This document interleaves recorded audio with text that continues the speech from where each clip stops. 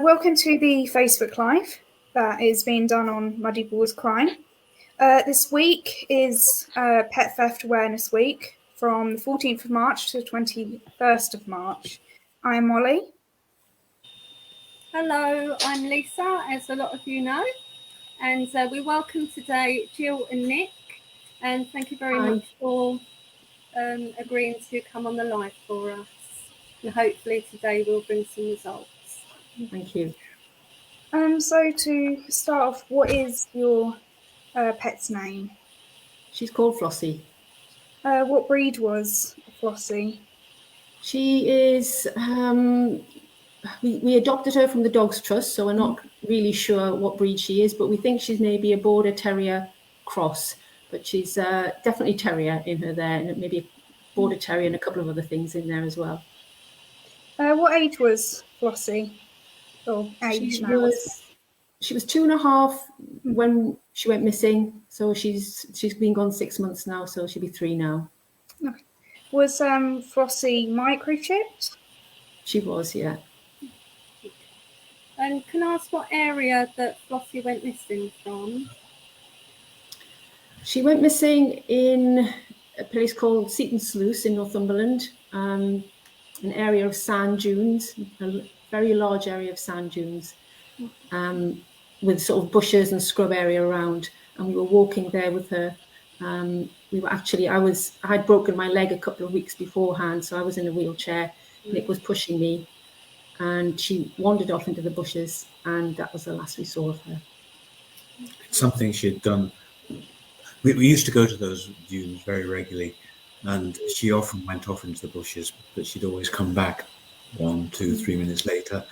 And this time when she went into the bushes, again, we just expected her to come back. And then when she didn't, after a few minutes, we went in, and as Gill said, never saw her again.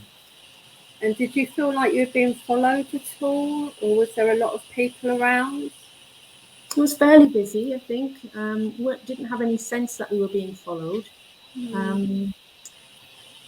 But we just don't know where else. You know, we thought she may have gone down a rabbit hole, but we just thought she was a little bit too big for that. You know, she's about the size of a Border Terrier, fairly long-legged. So, you know, we explored so many of the rabbit holes looking for her with an endoscope, and we didn't get any sign of her being down a rabbit hole. So our sense is that somebody took her.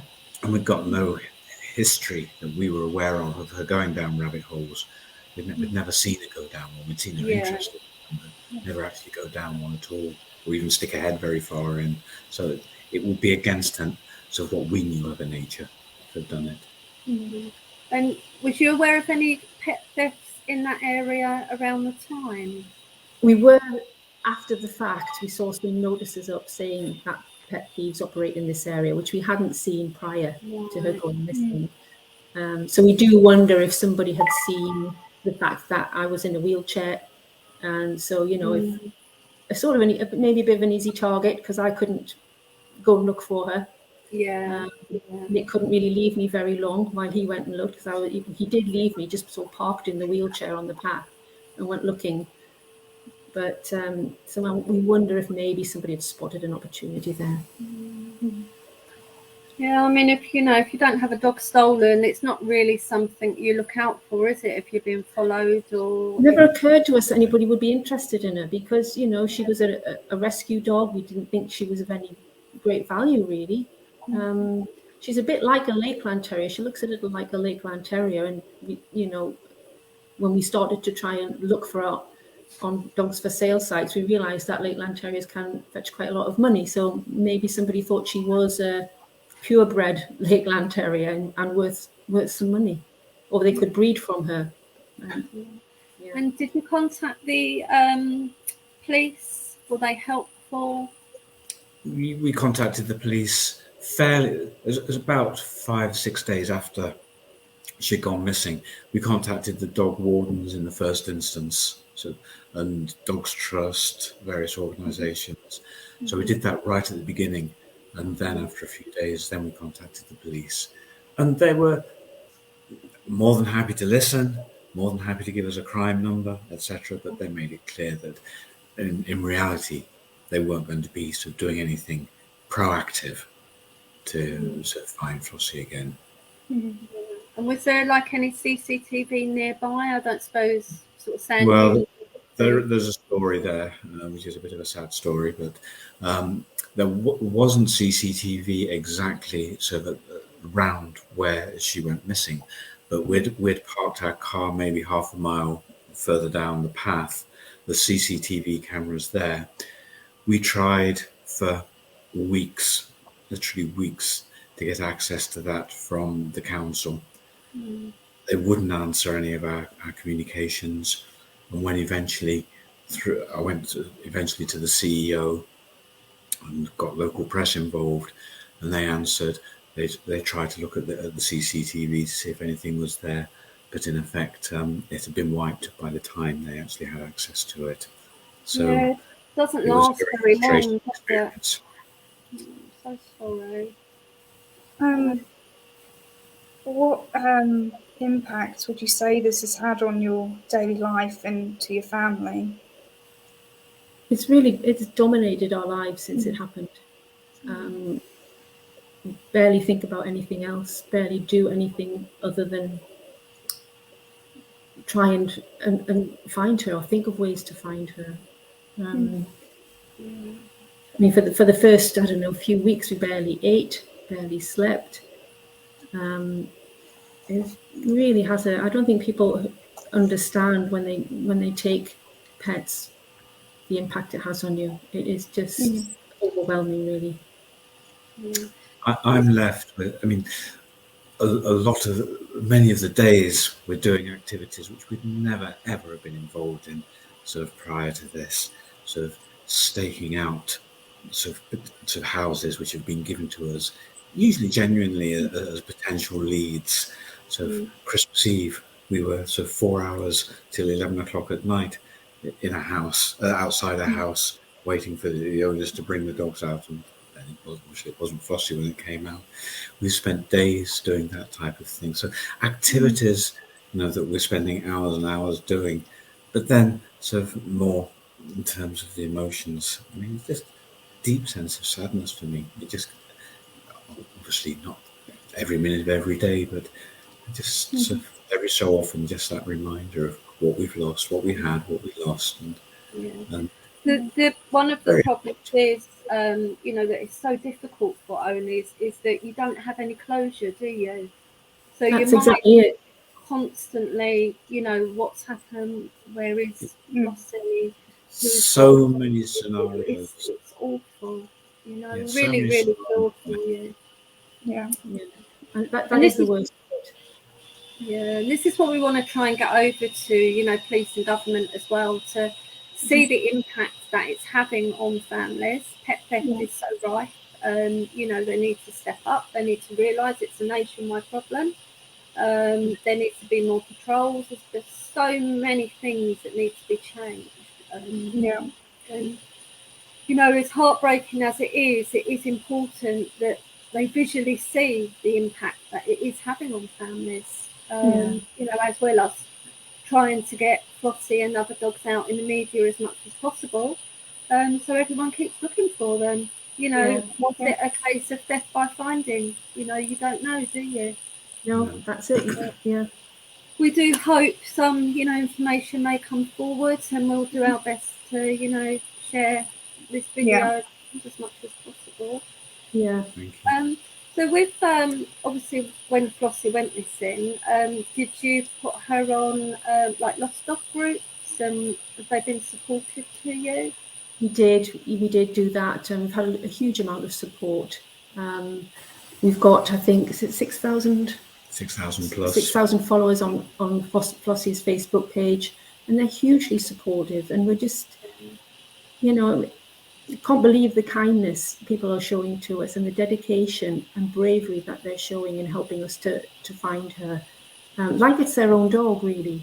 And these are complete strangers, people we've never met before till we lost Flossie. And they've never met Flossie either. No, they've never met her. So it's just amazing to us, really. And they're staying with us as well. They're not giving up, even though 6 months down the line, they're not giving up. They're keeping going. They always say never give up, never give up. And I mean, we never will, but it's amazing to us that other people have stayed the course and continue to give us so much of strength and effect by their own actions. They're out postering, replacing posters, out sort of looking at potential sort of sightings, etc. It's really been very, very amazing. And this is not just in the Northeast as well, and predominantly, but there's a lot of people right across the country who are trying to do things in case she's been moved elsewhere. Yeah, which is unfortunately often the case. So it's important that it is nationwide appeals just rather than concentrating in one area. Yeah.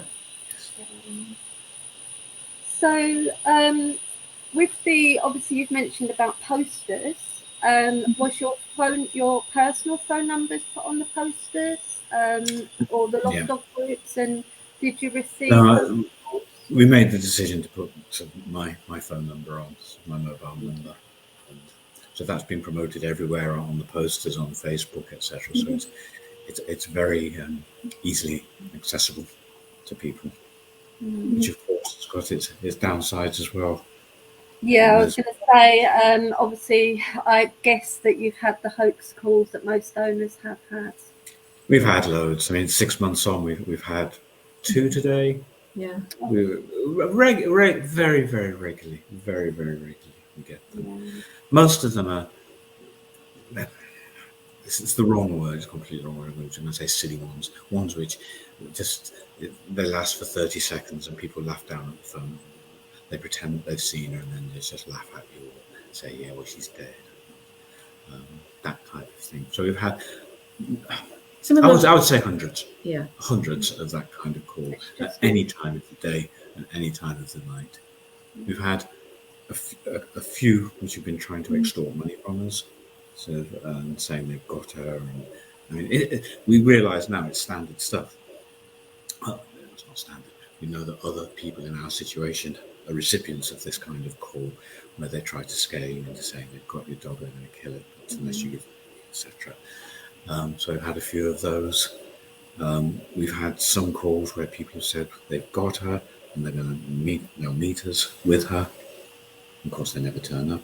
No. So I think the worst one came very early on, where they said somebody said they found her, and they gave us their address and said, you know, come and pick her up. I found her on the beach.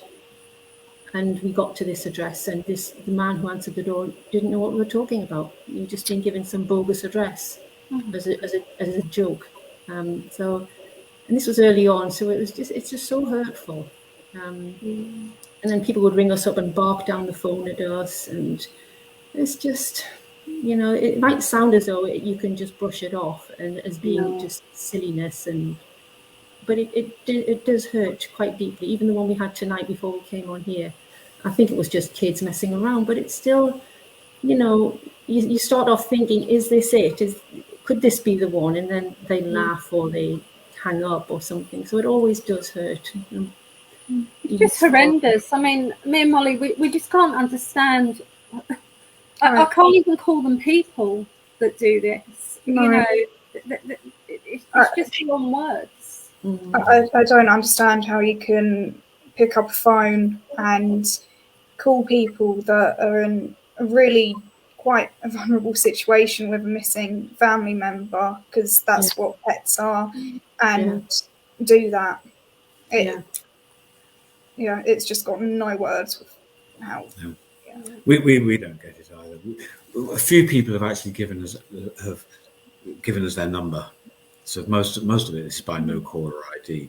A few have given a number, and eventually, in some of them, we know they're young children, and okay, there's no excusing it, but we kind of just dismiss it. Some older people have done this, and we've reported sort of the number to the police. I was going to say, have you given it to the police? You know, some of them, and the police. The man I spoke to, he was listening, and he was basically saying, "There's so little we can do about this."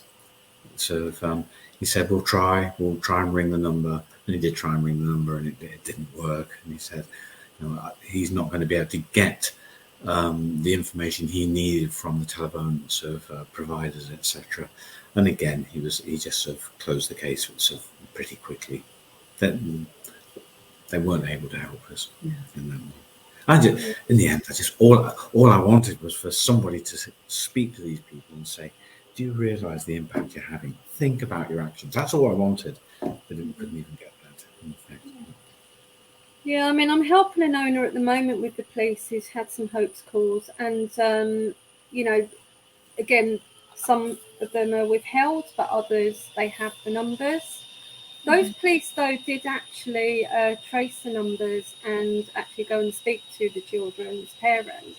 I don't know how, I'm not a police officer, so I don't know how easy this is. But I always say, just pressure the police. If you're not happy with the PC that you're speaking to, take it to a higher officer. And if you're not happy, take it to police complaints. Don't listen to a no. First off, just keep on and on and on until they get fed up with you, and then they will do something. You know, it's just so sorry you have to go through it. It's just awful. Yeah, it is absolutely awful. I'm so sorry as well. Thank you. I mean, the other side of this, of course, is what we were talking about earlier. So we're talking about 100 or so individuals who've done this, and then there's the 6,000 or more who have been so supportive and so helping. And so we've seen a low side of humanity, but we've seen a very, very high side of humanity as well during all of this. Yeah. So if you had anything to say to the government, what they should change with regards to pet theft, what would you say? I think there needs to be a stronger penalty for pet theft. I mean, I'm not sure if it's happened yet, but they were bringing in a stiffer sentence for pet theft. But I think they also need to look at illegal puppy farming, because I think a lot of pet theft is linked to puppy farming. They want to steal dogs to breed them. And anybody can get a couple of dogs and start breeding them. And it doesn't seem to be very much control or monitoring or regulation around it. And I think that would address a lot of the theft, because I think that's behind a lot of theft is breeding, stealing dogs to breed. Yeah, I mean, I call it like a jigsaw puzzle. It's not just one thing that needs to be addressed. There's all the different, branches of it. You've got illegal breeding, but dogs do get stolen for hunting as well. All different kind of things that I don't want to bring up in this interview, but live, it's not really an interview, but it all needs to be addressed. It's definitely. It's too rife at the moment.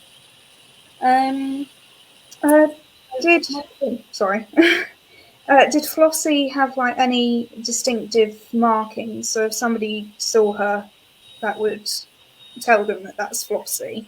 Yeah, well, we feel quite lucky that is the case, because she has got quite distinctive markings. She's got a very short docked tail, so maybe 1 inch, 2 inches long. She's got white socks on her front paws, both white. Both front paws are white, part way up, and she's got a white flash on her chest, a flash of white hair. So particularly the tail is a very distinctive characteristic. So that combination makes it fairly easy to identify. We do get lots of people sending us of potential leads, photos of dogs that have been seen across the country. And it's rare, to be honest, that we've seen one where we've had to look twice or look 3 times and think, could that be her? And so most of the dogs that are sent to us, so the pictures, it's pretty obvious it's not her, because she is so distinctive. At least you know as well, though, that people nationwide are looking. Fantastic. We're so grateful every time we know that somebody is looking. We're just so grateful for that. And we're never, ever sort of dismissive.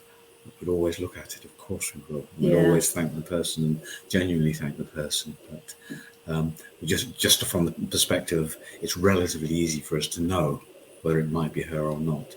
We've seen some other dogs that have gone missing. We thought, what a nightmare that must be for the owners, because there's so many dogs that look very, very similar to the ones that's gone missing. It is difficult, isn't it? A lot of breeds do look if there isn't anything particularly distinctive, a lot of breeds do look the same. You differentiate it when you're trying to look. I mean, obviously, an owner always knows their own dog. But if somebody else is looking, it is quite difficult. But we're all looking for you anyway. I mean, actually, sometimes when we get a photo sent through the Facebook page or whatever, before we've even seen it, people say, "Oh, that can't be Flossie. She's not got the white paws," or "Look at the tail," or whatever. So her friends, lots of them are very, very aware of what she looks like, which is great. Yes, it's brilliant. Yeah. And so, it's a bit hard to say this, but I think it's important.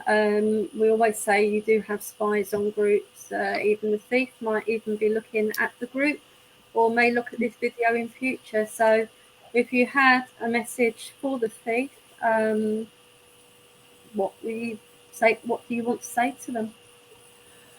I think I'd want to say to the person who took Flossie that you didn't just take Flossie from me and from Nick. Every time I see my dad, who's 91, he says to me, have you found Flossie yet? It's okay, take your time. And I have to tell him, no, we haven't found her yet. We're still looking. I've got a 10-year-old niece who has autism, and her and Flossie really clicked together. They really formed a little bond. And she ever so sensitively says to me, I know it's upsetting for you, Auntie Gill, but is there any news of Flossie yet? And so I have to say to her, no, not yet. So it's a wider family that is affected, and it hurts the wider family when you take a dog, because they are part of the family. They're one of the family. They are a family member, and you're right. It doesn't just affect the owners; it affects the extended family as well. Us as public feel emotion and upset for all of you owners. So your own family, as you say, the dog is a family member. It's like a person. So it affects so many people. And we need to get the message across. We need to get the message across to thieves. We need to get the message across to police and government, the impact that it's having. Even people that don't have missing and stolen dogs, they're scared to walk their dogs at the moment. It's a nationwide crime and it has to be addressed. So we'll, do our best to get it out there. And we think it's important to do these lives to show the impact it has on the owners. And hopefully it will make some kind of difference. We'll keep trying until someone listens. Thank you. Is there anything else that you wanted to add, or? Just to thank the people who support us on Facebook. They're just, we couldn't be doing this without them. We couldn't keep going without them, because some days we're just terribly, terribly hopeless and down. And they're always out there looking, doing things, talking to us, keeping our spirits up, keeping us going, because it is incredibly hard to keep going. Yeah, I can imagine. And I'm guessing that you have admins on Flossie's group. Yes. It has been fantastic. We never used Facebook before. We just weren't Facebook people. And I remember in the first couple of days, I didn't know what to do. It was completely overwhelming. So just hundreds of messages coming through, didn't know what to do. And the admin, Gillian, so she just introduced herself, and actually she brought us some tea and coffee when we were on the dunes a couple of days after the disappearance, and helped us out. So it was wonderful. And then I mentioned that we were struggling. Well, I was struggling with Facebook, and she said, "Would you like me to take it on?" And it was like, that would be fantastic. I don't think she knew, and we didn't know, that at 6 months on she'd still be doing it. What an incredible job she's done for us. Yeah, the admins of the groups, they work so hard, and I know they are supportive. So thank you, Gillian, on behalf of Muddy Paws Crime, for all you're doing for Gill and Nick. So I think we'll wrap it up there. What we'll do is, after this live, it will be shared to as many groups as possible on Facebook, also Instagram, Twitter and YouTube. We will endeavour to put the videos together and hopefully also send them to MPs to show the impact that it has. And What is the best way for people to contact with regards to Flossie? Would it be through the Facebook group? The Facebook group's probably the best. Yeah. Yes. So it's monitored so carefully and so regularly that any message there will be picked up within minutes. Anything.